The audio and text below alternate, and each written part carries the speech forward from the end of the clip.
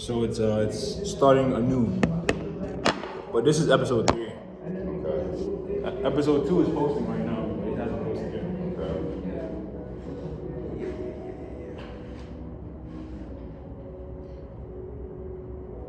Okay, so you were asking me what? So people should know who I am. If not, it doesn't matter. But who are you? What's your name? What do you want people to know about you? My name is Amir Makin. I am the founder, electrical engineer, and publisher of the company AICpublications.com.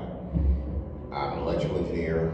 We focus on training, publishing curriculum that is designed to get Black Americans that are not familiar with science, technology, engineering, and math into a commanding language and into a commanding knowledge of it so that they can turn it into entrepreneurship endeavors, as well as create something that was not meant for Black people in this country, and that is to create generational wealth.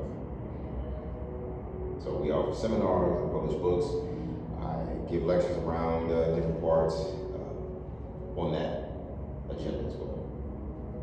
So just off of that, there's so many different places I can go. Mm-hmm. But I'll start with, so I asked you to define yourself to the public, and you went into your occupation. So the question overall is, how do you think men should define themselves by? What things should men judge themselves by? It's a real broad question, but to whittle it down, I view myself as a man, as a provider, protector, maintainer, security, and a guardian.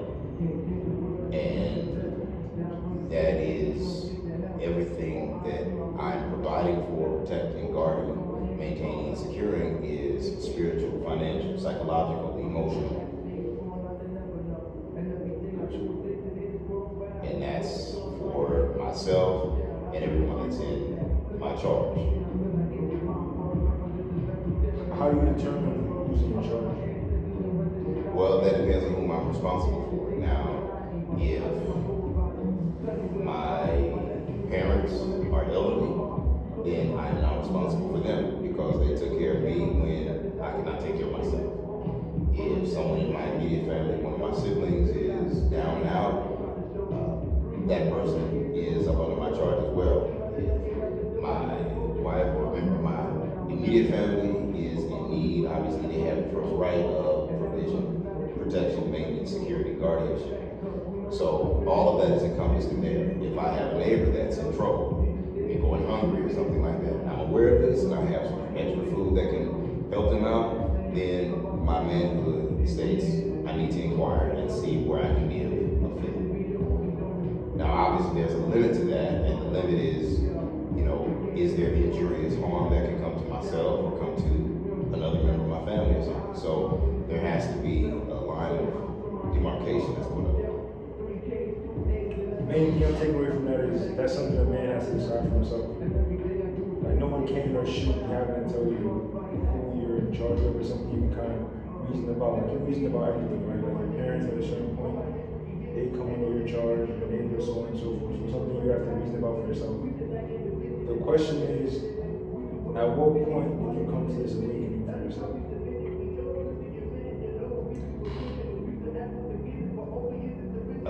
Probably being raised by my mother and father and watching all of the men in my family and in my immediate surroundings.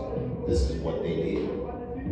And it was not up for debate. It was not a question as to what needed to be done, when it needed to be done. And it wasn't a question of who needed to do it. And regardless of what these men used to draw the provision that was needed, all of them respected each other as equals. So if one was bringing in more financial resources than the other, they were all equal as men because they were doing that job that I described. So I grew up with that in my life, so it was never a question as to what a man does.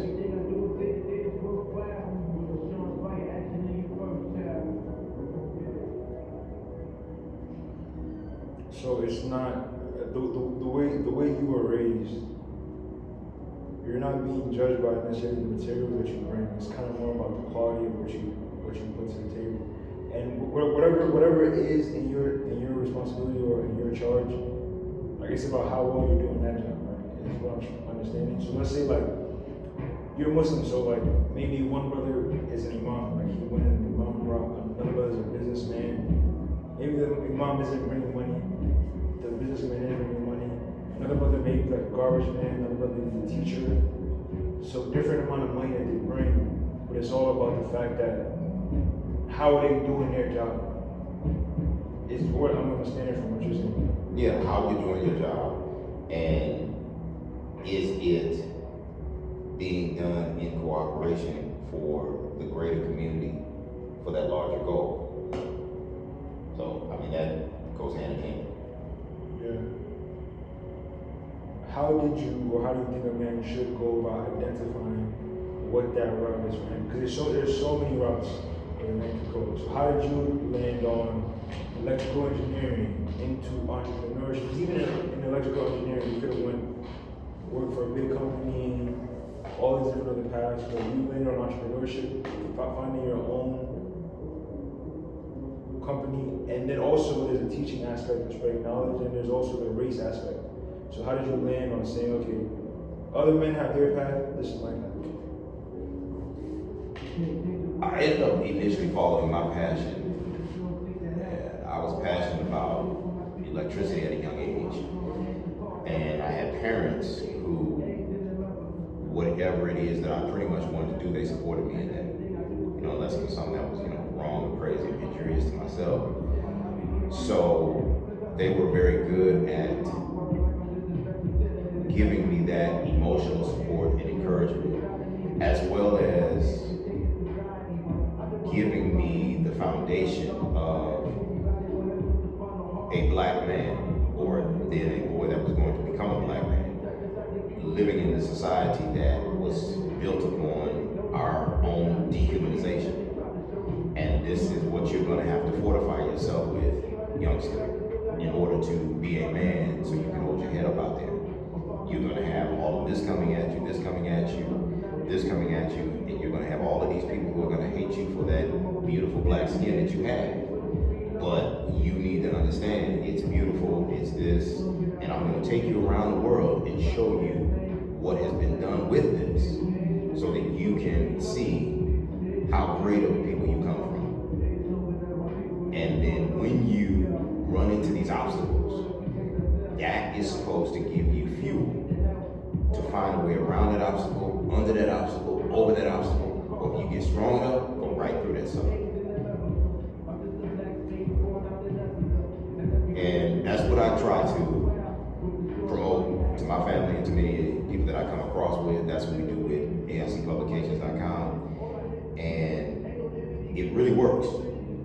And one thing that I'm seeing in this current society is justified.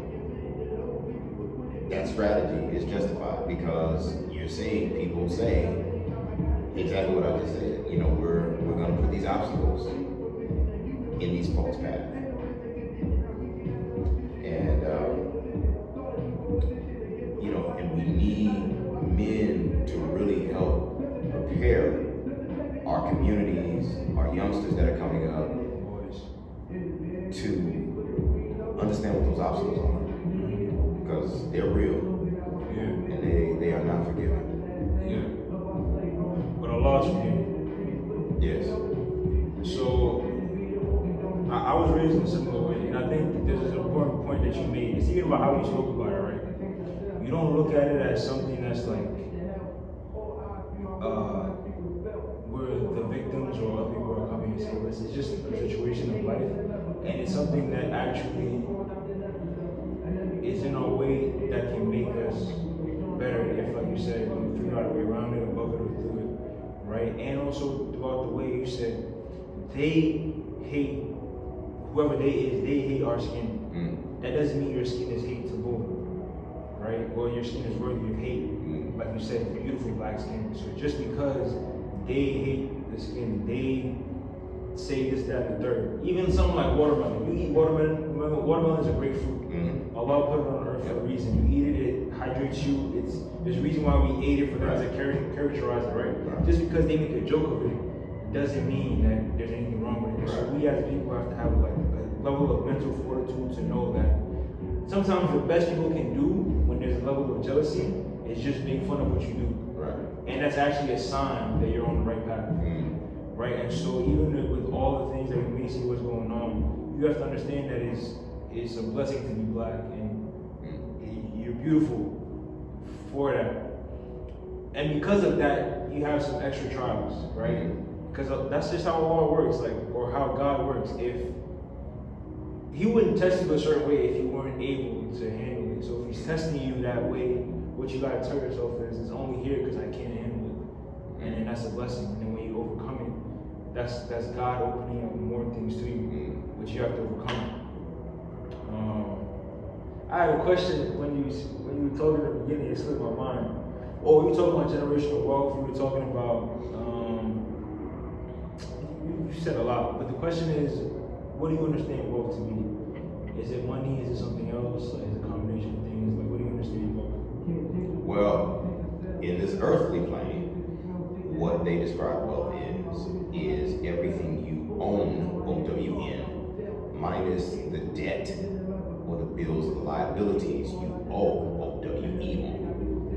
All right, that's how wealth is defined in this worldly, earthly plane. Now, when I say generational wealth, I'm talking about that, and I'm talking about the spiritual legacy that we hand down to our children by teaching them the oneness of Allah, how to fear Allah, because that will serve as a base so that when they see all this crazy stuff in the world, they'll have some type of rope to hold on to so they don't lose their center. All right, because there's a lot of people that have wealth, but they don't know how to hold on to their center, and it just takes them literally out.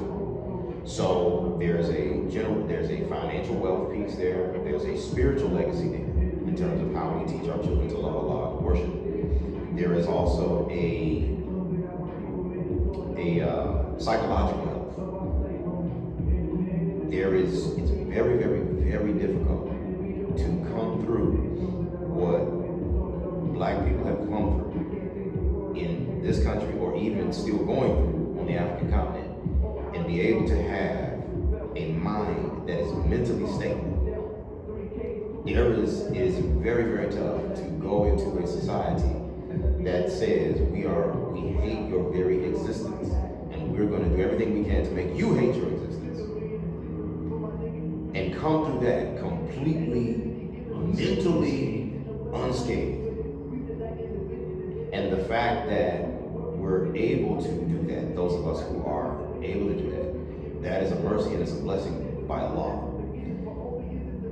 In addition to the trials and the travails that we have to go through. So all of that is included in the aspect of spiritual wealth that we have to hand down.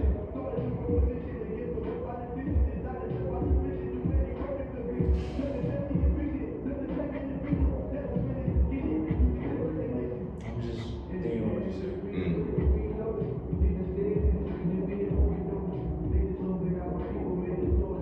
What do you see in the future? As far as whatever your mind comes to you first, when you think about the future, what do you see?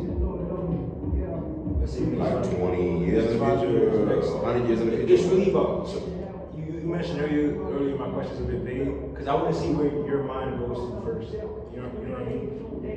I see what you're saying. Okay, so like, you don't want to give me too many parameters because you don't want to limit my response. I don't know what you could be giving us, and then I cut it out because I limited it. So if your mind went to 20 years, okay, you said what's within the next 20 years? Like, what do you see? I see the next. I'll just say let's say the next 20 years. I see Islam continuing to grow. I see Islam becoming the largest, what they classify as a religion throughout the world. I see it growing, and I see its enemies having to continue to still ratchet up their attacks on it. And I see us as Muslims in general having to prepare more so than we are now, having to be more global than we are now. And I mean having to be, for having one country become more friendly to Muslims from other countries, which is right now a struggle. I see that barrier coming down because I think we're going to figure out that we need each other. And I think that those who are pledged to the destruction of Muslims or the destruction of black people will create circumstances where these barriers between ourselves will be erased. By force, by necessity? I think by necessity. Okay. I think by necessity. If you look right now, let's look at the African continent. They, all 54, 55 nations on that continent have been touched by European colonization. None of them have 100% recovered. Yeah. And when they were on the cusp of, okay, it looks like this might spread, then you started to see they can't get over tribal wars and all this kind of thing. Now, you're seeing, or external interference. Now, you're seeing for the very first time, Mali, Niger, Burkina Faso have said all that tribal stuff, we're not doing that anymore. We're going to unite our countries because we got the same political enemies. We have wealth in our nations that have been bled dry, and our people are poor because everybody else comes over here and they suck out all of our resources. So from now on, we're going to be one. If Mali gets attacked, Niger, Burkina Faso, we're going to be right there. If the other two gets attacked, we're going to be right there. And you see the former colonizer of France doing everything they can. You know, but you guys are from this tribe and that's from that tribe. They said, that's not going on anymore. Okay? This one right here, he's with us. This one right here, he's with us. And now you're seeing the French government having to admit that they are losing their own source of income because they can't steal it anymore from those three nations. Back in the 60s, when you had what was supposedly called Pan-Africanism, those three nations getting together, that didn't happen. If you looked at the Congo, you had Patrice Lumumba, who was killed by his own countrymen, who plotted with European forces to take him out. And you saw a lot of that going on. And unfortunately, some of that, it seems, occurred, but it taught us how we have to move with purpose against the larger enemy that is, again, trying to profit from our dehumanization. So I see a lot of that now. If you look in this country, with the political climate, you have a pathological liar that's in the White House. And he has made it clear his hatred for blacks, his hatred for the African continent, and his hatred for just about almost everybody that's not white or male. And you're starting to see now the average voter realizing that whether they call themselves one party or the other party, they all service big interests. And none of them are trying to do anything for the working person. So I see a lot of the propaganda systems that have been working for decades slowly being undone, which I think will hopefully lead to a lot of those barriers between, one tribe to another being eliminated.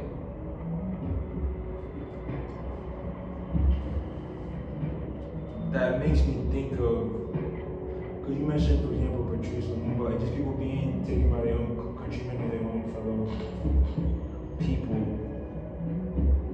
How do you, actually before I go there, when you were talking, it made me think of two things. It made me think of Kanye West, and it made me think of Quran. So there's a Kanye West verse or the statement, something that's like, what is it? If you're, who's the real owner if your boss got a salary? Right. So when you hear that, what do you make of that? Is it making sense to you, or? That to me basically says, how big of a boss are you? Because everybody else has a boss. Okay. That's over them. Yeah. And no matter how big or how much of a financial wealth or status piece that you may have, there's somebody who's got a large piece. Yeah.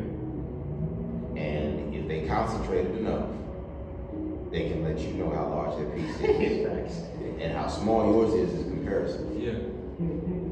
If they concentrate. All right. Yeah. Now that gives those of us that are in marginalized positions a great deal of power. Because if we concentrate our resources, and when I say resources, I'm not just talking about monies, I'm talking about our talent, our physical prowess, our cultural status, our fashion sense, any and our ability to tell stories, to relate our properties, what we know, how we grow our food, what we know about cultivating land. If we consolidate all of that, that can be an instrument for building so much wealth amongst ourselves. And it could culminate itself in, you know what, let's purchase this property over here. The government says the neighborhood is bad. What makes the neighborhood bad?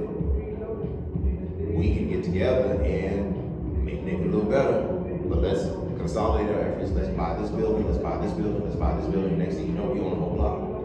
So now we raise the value of it. We increase the value of it just by beautifying it up. Everybody is disciplined enough to respect this particular part area. Now we got another person in our community that's a businessman. Okay, great. How about you build your business out here? We'll guarantee your business is safe. You know, We can help you get clientele. you get clientele sent your way. We give people that are in our community, amongst our community, jobs. Now we've got an economic center amongst ourselves. All right? And now we can then lock that neighborhood down for our security, for our betterment, for our independence, politically, socially, economically, spiritually, psychologically. And nobody else can touch that.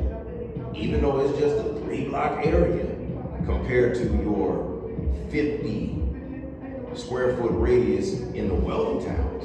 Yeah.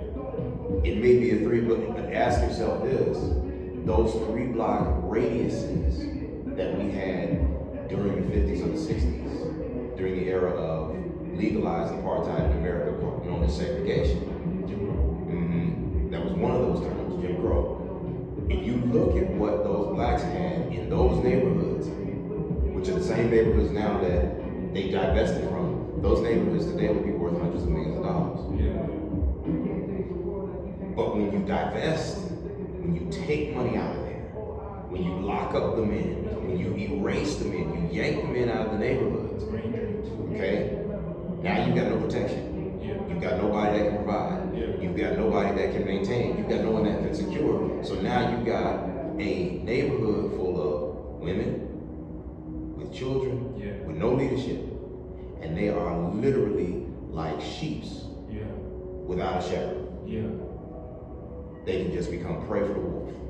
And that's what you see happening. So that is one of the things we can do. But it takes a concentrated effort. Okay, so everything you just said, I agree with heavily. Now, where does Islam come into it for you? Like, how can Islam be a source of helping people understand that whoever is your so-called boss or whoever seems to have the status, they don't actually have that much status as we think? Well, if we look at Islam from the perspective of the Prophet Muhammad sallallahu alaihi wasallam, he made the masjid the center focus of everything. Not just geographically, but whenever there was decisions that had to be made about what the community was going to do, that was done at the masjid. whenever there was someone that was in need of assistance, that person would come to the masjid. And whenever there was a battle plan that needed to be drawn up because they have an attacker that's coming to threaten everybody, they would go to the masjid. Okay, this is what we're gonna do. So at the center of this has to be the masjid as the headquarters of the spiritual essence. And then from that, everybody that's an entrepreneur, everybody that has any type of skill or profession goes out into the world to develop their resources with the intent to bring those resources back so that a piece of those resources can be used to amplify the message of what the masjid is doing. So there has to be an aspect of the masjid that's dedicated to that, and there has to be an aspect of the masjid that's dedicated towards improving the lives of our neighbors. Because once they see that we care about their lives, they will in turn protect our interests. Yeah. Because in a lot of ways, like it can be black and white, or black versus white, but it's actually not black versus white. That's only something that is something you can choose to fall into. If you could go out there and meet a white person that may have more love for you, care for you, than somebody of your own color, race, you always can feel. So there's a level of, on a fundamental human level, people are self-interested, and that's not necessarily a good or a bad thing, but it's just something that we know. So we work with that, right? So you can't expect someone to care about you in any way if they don't get the sense that you bring them value. So there has to be an aspect of eventually, at some point, building a good relationship with other communities that we live around, regardless of whether we have similarities or differences, and also being a clear benefit to them. Because so long as we're a clear benefit to them, they will never, if we lose, they lose.